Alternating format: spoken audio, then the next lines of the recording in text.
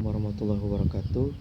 Saya Rifki Fahmi Usuli, mahasiswa Hukum Tata Negara YIN Sultan Aman Gorontalo, semester 4 kelas B dengan NIM 182022005. Pada kesempatan kali ini saya akan menjelaskan mengenai tentang mata kuliah Negara Hukum dan Demokrasi.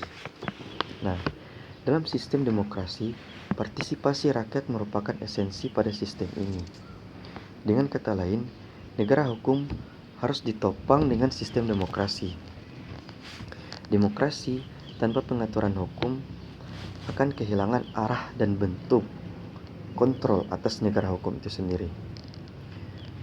Dimanapun, di belahan dunia manapun, tidak ada satupun negara sebagai negara modern yang sudah mengklaim sudah benar-benar menerapkan sistem demokrasi. Nah, jadi mau tidak mau harus mengembangkan nilai-nilai hukum dan demokrasi. Contohnya, misalnya negara kita.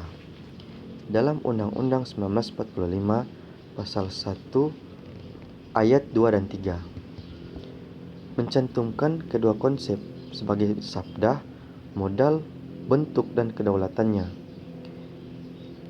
Hal ini ditempatkan pada bagian awal dalam Undang-Undang Dasar 1945.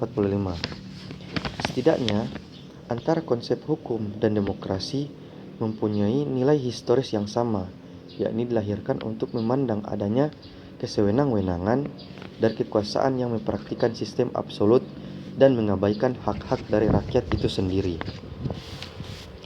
Hampir semua negara-negara modern secara formal menganut sistem dan asas kedaulatan. Artinya, kedaulatan berada di tangan rakyat dan kekuasaan bersumber kepada kehendak rakyat. Prinsip dasar tersebut kemudian dikenal sebagai konsep dasar, dan secara formal demokrasi merupakan sesuatu yang diidealkan oleh setiap bangsa. Kendati pemahaman dan penerapan di setiap negara berbeda-beda.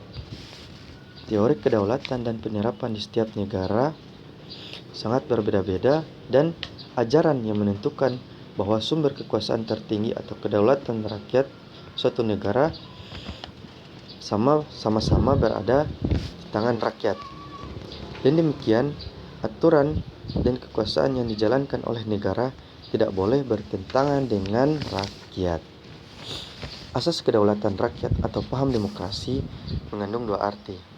Yang pertama, demokrasi berkaitan dengan pemerintahan atau bagaimana caranya rakyat diikutsertakan dengan penyalahgunaan pemerintahan.